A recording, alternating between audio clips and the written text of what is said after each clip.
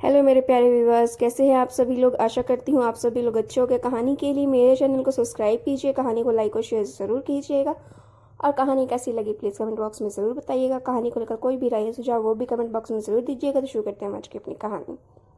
चूल्हे पर रखे गर्म तवे से जैसे ही ओमवती ने रोटी को पलटने की कोशिश की, उसके मुंह से दर्द भरी सिसकी निकली। उंगलियां रोटी के बजाय तवे से छू गई थी। ओमवती ने जल्दी से उंगलियों को पानी में डुबोकर जलन कम करने की कोशिश की। इतने में तवे पर रोटी भी जल गई। बेबस ओमवती ने गुस्से में अपनी लाठी उठाई और चूल्हे को छोड़कर आंगन में बिछी चारपाई पर पसर गई। ओमवती की उम्र भी 55-56 वर्ष के करीब थी। उसका पति जयपाल एक छोटा किसान था। आर्थिक तंगी ज़्यादा होने के वजह से वह परिवार चलाने के लिए मजदूरी भी किया करता था। दुर्भाग्यवश 15 साल पहले मिट्टी से भरी ट्रॉली में दबने से जयपाल की मौत हो गई थी। अब घर की जिम्मेदारी 20 बरस के बेटे सुंदर पर आ गई। 1.25 एकड़ जमीन और मजदूरी करके माँ और तीनों बहनों का भरण पोषण किया। तीनों बहनों की शादी करने में वह जमीन भी जाती रही।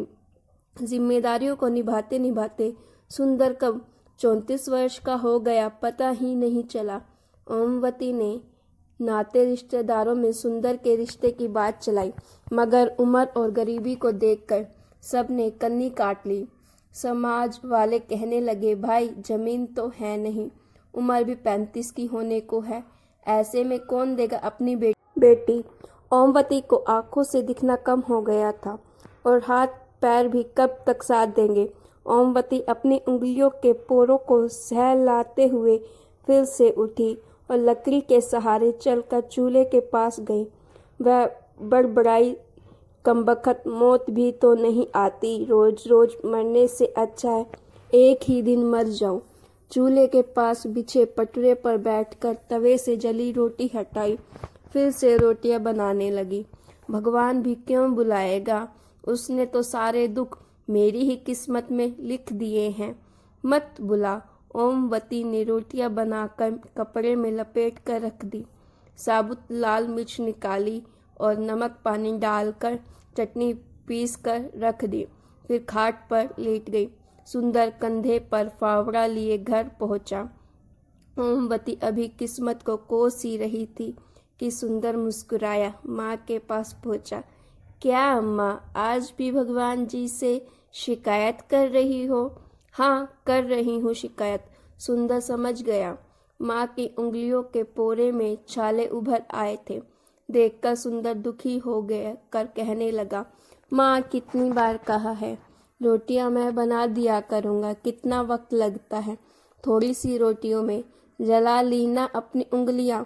ओमवती सुबकने लगी। माँ को दुखी देख सुंदर भी रोने लगा।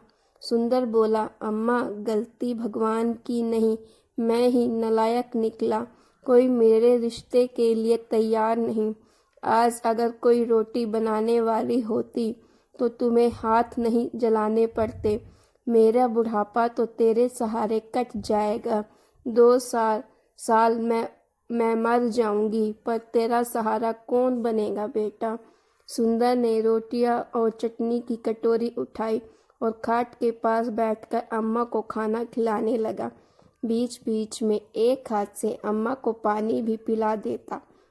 बेटे के हाथ से रोटियां खाकर ओमवती अपना सारा दुख भूल गई और हंसते हुए बोली, मेरे सुंदर जैसी औलाद तो किस्मत वालों को ही मिलती है। चटनी रोटी खाकर सुंदर फावड़ा लेकर निकल गया। ओमवती ने रोज की तरह अपनी लाठी उठाई और घर से बाहर निकली। कुछ दूरी पर बबूल का बड़ा सा पेड़ था। वहां पर पेड़ के नीचे औरतें घर के काम से फ्री होकर टाइम पास और हंसी मजाक करने के लिए जमा हो जाती थी। उनका रोज का काम कांटेदार पेड़ के नीचे चुगल प्राण को ताज़ा करना था। ओमवती को देखते ही 2 औरतों ने आगे बढ़कर ओमवती को सहारा दिया और खाट पर बिठाया और उसको सम्मान देने के लिए सभी ने उसके पैर छुए। उनमें से एक बोली, माजी सुंदर चला गया क्या? हाँ, रोटी खाने आया था, खाकर चला गया। दूसरी बोली, और क्या? कोई होती तो रुकता भी माजी के बाहर जाने का इंतजार करता। सभी औरतें खिलखिलाकर हंस पड़ी। ओमवती ने बुरा नहीं माना। वह जानती थी जैसी भी हैं औरतें खराब नहीं हैं, साफ दिल की हैं, तभी तो उस जैसी गरीब बेबस को इज्जत देती हैं। औरतों ने ओमवती को चुप देखकर बात शुरू की। माजी रोटी बेलने वाली चाहिए एक, किसी रिश्तेदार से कहिए रिश्ते के लिए कोई गरीब की हो, सबसे बोल लिया। ओमवती ने बात अधूरी छोड़ दी। माँ जी, आपका बेटा श्रवण कुमार है, इतनी उम्र हो गई है, कभी किसी की बहू बेटी को नज़र उठाकर नहीं देखा। अपने मोहल्ले में उस शांति के छोरे हरीश को देखो, कई बार तो मोहल्ले वाले से पिट चुका है। 48 बरस का है, अपनी जात वालों ने नहीं दी तो कुजात वाली को ले आया। सुना है अच्छी खासी कीमत देकर खरीदी है, बड़ी उम्र की लगती है, बाप ने ही बेच दी। तुमने कब देखी? कुएं से पानी भरने गई थी, रास्ते में देखा तो ढोल बजवाते हुए घर ले जा रहे थे। अरे रघु ने ही तो जुगाड़ किया है हरीश के लिए, चलो राम मिलाए जोड़ी बन गई। सभी खिलखिलाकर हंसने लगे। औरतों की बातें शरारती होने लगी थीं। ओमवती उठकर लाठी टेकते हुए घर आ गई। मन में बेचैनी हो रही थी। कुछ सोच विचार करने के बाद वह घर की कच्ची कोठरी में घुसी और खुरपी से एक कोने को खोदने लगी। करीब 1.5 हाथ नीचे गड्ढे में एक पोटली निकाली और गड्ढा भर दिया।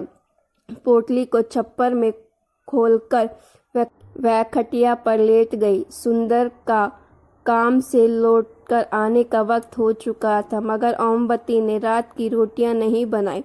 सुंदर पहुंचा, फाफड़ा कोने में रखा और चूल्हे के उदास देखकर बोला, अम्मा आज रोटी नहीं बनाई क्या? ओमवती उठी, वह पोटली लाकर सुंदर के हाथ में थमा दी। अम्मा यह क्या है? इसमें चांदी के जेवर है, मैंने बहू के लिए बचा कर रखे थे, इन्हें बेचकर बहू ले आ। सुंदर हंसते हुए बोला, अम्मा पागल आ गई हो क्या? बहू कोई बाजार में बिकती है जो ले आऊं? हाँ बिकती है, उस पार मोहल्ले का हरीश लेकर आया है, आज पैसे देकर तुम भी ले आओ।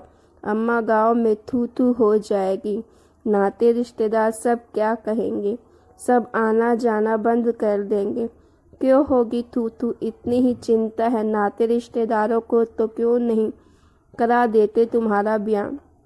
किसी ने पूछा है आज तक तुझसे? मरते मरते उंगलियां जलाऊं मैं, जीते जी सुख नहीं देखा, बिना पोते पोती का मुंह देखे मरना चाहता है मुझे। ओमवती फफक कर रो पड़ी। अम्मा के आंसू सुंदर से नहीं देखे गए। रुआसी आवाज में बोला, अम्मा रो मत, तू जैसा कहेगी वैसा ही करूँगा, तेरे सिवाय मेरा है ही कौन दुनिया में, अब चुप हो जा। सुंदर की बात सुनकर ओमवती के आंसू थम गए। वह ऐसे खुश हुई जैसे बेटे की सगाई पक्की हो गई हो, जैसे बहू आने ही वाली है। ओमवती की खुशियों को पंख लग गए। पूरी उमंग के साथ उठी और झटपट खाना बनाया। सुबह होते ही सुंदर साइकिल लेकर बाजार गया। वापस लौटकर उसने माँ के हाथों पर 13,000 रुपये रख दिए। ओमवती ने पूछा, बस इतने ही? अम्मा चांदी का भाव ही क्या है? सुनार ने काटकर इतने ही दिए। इतने में बहू कैसे आएगी मैं क्या जानूं? तुमने कहा था बेच आया, अब मैं नहीं जानता।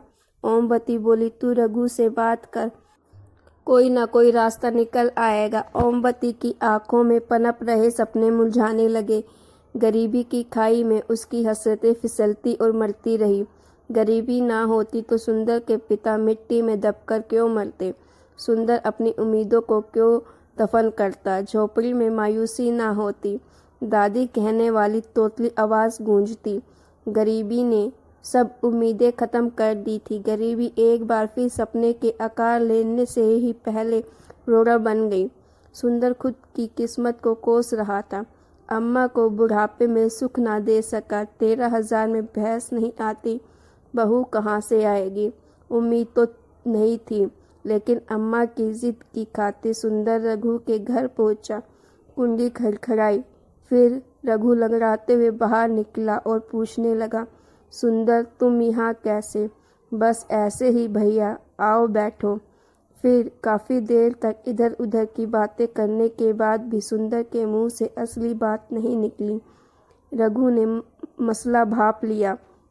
बोला सुंदर, तुम्हारे ब्याह का क्या हुआ, कुछ बात बनी? नहीं भैया, इसी आस से आपके पास आया हूँ। आस से मतलब? भैया, जैसे हरीश को औरत दिलाई वैसे मुझ पर भी मेहरबानी कर देते। रघु को झटका लगा। वह गुस्से में बोला, सुंदर, तुम क्या समझते हो मुझे? मैं औरतों की दलाली करता हूँ क्या? अरे नहीं भैया, मुझ पर ही है पाप ना चढ़ाओ। किसी का घर बसाना पुण्य का काम है। स्वर्ग की दुनिया में आप भगवान से कम नहीं हैं। भगवान से तुलना होते ही रघु का गुस्सा हवा हो गया। वह गर्व के साथ बोला, वह सब ठीक है सुंदर, पर कोई बाप अपनी बेटी यूं ही नहीं देता। उसकी 10 मजबूरी और बेबसी होती है। उसके बदले पैसे लेते हैं। कितने पैसे लेंगे भैया? अब यह तो वही बता सकते हैं। कितने लेंगे? 40,000 या 50,000? भैया, मेरे पास इतने पैसे कहाँ हैं? सोचा था तुम्हारी कृपा से घर बस जाएगा। कितने हैं तुम्हारे पास? मेरी हालत आपसे छुपी थोड़ी है। 10,000 है। देखो सुंदर, अम्मा के बुढ़ापे की खातिर मैं किराए विराए का खर्चा छोड़ भी दूँ तो भी 25,000 से कम में बात नहीं बनेगी। सोच लो भैया, अम्मा की खुशी की खातिर ही तो बहू चाहिए। मरते मरते अच्छे दिन देख लेगी। रघु कुछ देर मौन रहने के बाद सोचकर बोला, अम्मा की खुशी की बात है तो एक काम कर सकता हूँ। जिंदगी भर के लिए ना सही, कुछ सालों के लिए खरीद लो। 5 साल के लिए उधार दिला दूंगा। अम्मा इससे ज़्यादा जिएगी नहीं। सुंदर को झटका लगा। कुछ साल के लिए? मैं तो जीवन भर किसी की बेटी को सम्मानपूर्ण जीवन देना चाहता हूँ। सुंदर चिंता में डूब गया। फैसला कठिन था। मन तो हुआ कि मना कर दे, मगर तब भी अम्मा के चेहरे पर तैरती मुस्कान याद आ गई।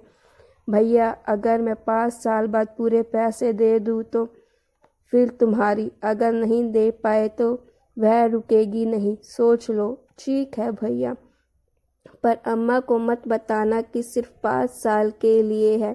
दुखी हो जाएगी। बात पक्की हो गई। दूसरे दिन सुंदर ने 10,000 रघु को दिए और रघु के वादे के मुताबिक 10 दिन बाद 30-32 साल की औरत अपने घर ले आया। खबर पाकर सुंदर अम्मा के साथ रघु के घर पहुंचा। हाव भाव से मजबूर और सहमी सी नजर आती थी। नाम था सरिता। अम्मा तो देखते ही निहाल हो गई। खूब प्यार किया। उसी शाम बढ़िया साड़ी, शॉल, सैंडल और सजने संवरने की चीज़ों का बक्सा लेकर दे दिया। सुंदर दूल्हा बना और गाजे बाजे के साथ सरिता को दुल्हन बनाकर अपने घर ले आया।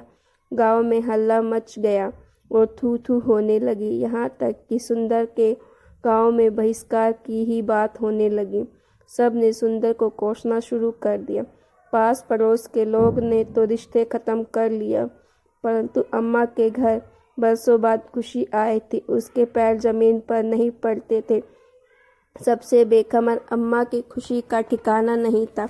दूसरे ही दिन से सरिता ने चौका चूल्हा संभाल लिया। जितना सोचा था सरिता उससे भी ज़्यादा अच्छी निकली। पानी भरकर लाती, कपड़े धोती और यहाँ तक कि सोने से पहले अम्मा के पैर दबाती। सरिता ने पूरे घर को बहुत अच्छे से व्यवस्थित कर दिया। सरिता के आने से घर स्वर्ग बन गया था। कुल मिलाकर हर तरीके से सरिता सुशील धर्मपत्नी साबित हुई। वक्त पंख लगाकर उड़ने लगा। 1.5 वर्ष बाद सरिता ने बेटे को जन्म दिया। सुंदर की सूनी जिंदगी में बहार आ गई और अम्मा को खिलौना मिल गया। अब तो अम्मा की रंगत भी बदल गई। दिन भर पोते के साथ खेलती और हंसते हुए कहती, अब तो इसका ब्याह देखकर ही मरूंगी। दुखों के सागर में सुखों का टापू मिल गया। सुंदर मजदूरी से फुर्सत मिलते ही घर पहुंचता। सरिता कंधे से फावड़ लेकर रख देती, पानी देती, प्यार से खाना खिलाती। सुंदर बुरे दिन भूल गया। सरिता बोलती कम थी। बच्चे की उछल कूद ने घर को खुशियों का आंगन बना दिया। घर में प्यार और सुख की महक बस गई। देखते ही देखते 4 साल बीत गए। सरिता से बिछड़ने का साल शुरू हो गया। सुंदर उदास रहने लगा। खूब मेहनत करने के बाद भी वह चंद 1000 रुपये नहीं जुटा सका। एक एक दिन बीत रहा था।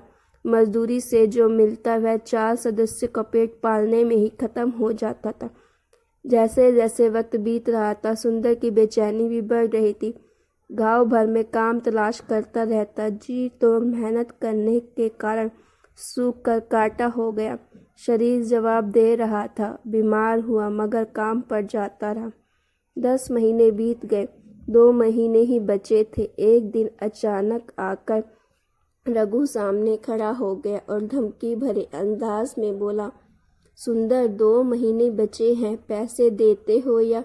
सुंदर ने फावड़ा तान दिया और गुस्से में बिफर कर बोला, खबरदार जो ऐसी बात की। सरिता मेरी जिंदगी है, मेरी सास है, कोई अलग नहीं कर सकता। आइंदा ऐसी बात ना करना। रघु तो घुटा हुआ शातिर था, वह कमज़ोर की नब्ज़ दबाना जानता था। गुस्से से बोल कहा, सुंदर औकात में रहना, तुम जैसे 4 पति खड़े हो जाएंगे सरिता के। उसका पिता और पूरी बेड़ियों की बिरादरी हंगामा कर देगी, जेल हो जाएगी तुम्हें। बीवी के चक्कर में अपने बेटे को भी खो दोगे। अम्मा जीते जी मर जाएगी। सुंदर उल्टे पांव घर की ओर लेटा और रुपयों का बक्सा खोलकर गिनने तो बहुत कम थे।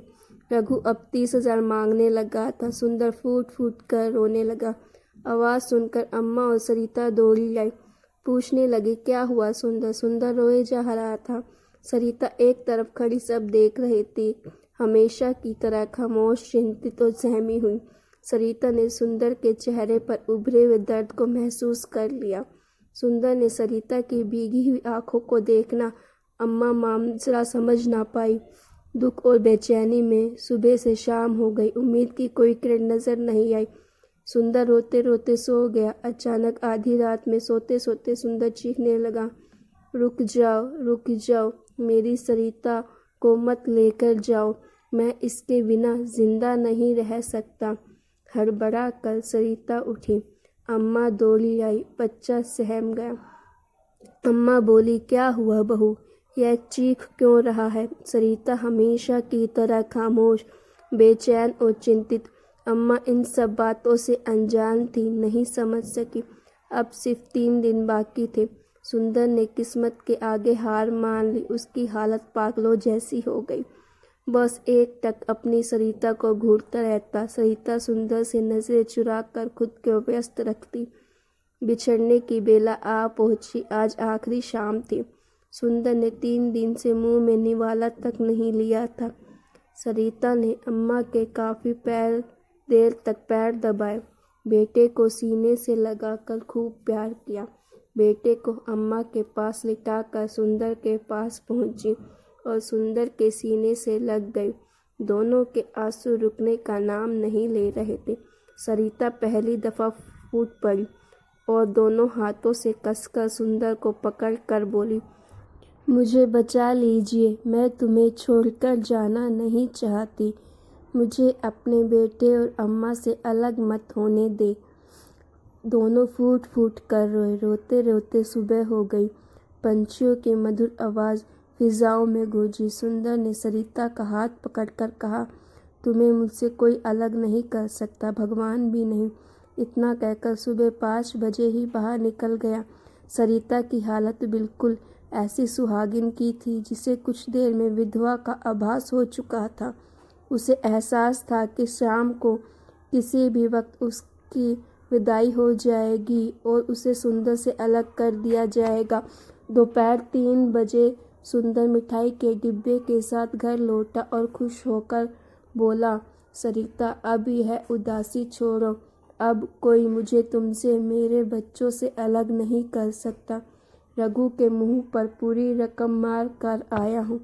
इतने पैसे, हाँ, अब कोई चिंता नहीं। खुद को 2 साल के लिए गिरवी रख दिया मैंने पहलवान चौधरी के यहाँ 32,000 में 2 साल मजदूरी करूँगा। सुंदर ने खुश होते हुए बताया। सरिता सिहर गई। यह तुमने क्या किया? घर कैसे चलेगा वह मुझे नहीं पता। खुद को गिरवी रखने से ज़्यादा कीमती मेरे लिए तुम हो। लेकिन रोजी रोटी का इंतज़ाम। लंबी खामोशी के बाद सरिता पहली बार चहकी, मुस्कुराई और सुंदर के गले लग गई। बोली, तुमने मुझे नरक में जाने से बचा लिया, मेरा आंचल खुशियों से भर दिया। औरत होने का सच्चा सुख दिया है तुमने। मेरी उधार की खुशियों के लिए तुमने खुद को गिरवी रखा। अब तुम्हें मुक्ति दिलाने का हक मुझे दे दो। और सरिता ने सुंदर का फावड़ा अपने कंधे पर रख लिया। तो गाइस, स्टोरी कैसी लगी? अच्छी लगी तो प्लीज़ ज़रूर लाइक कीजिएगा और शेयर करना मत भूलिएगा।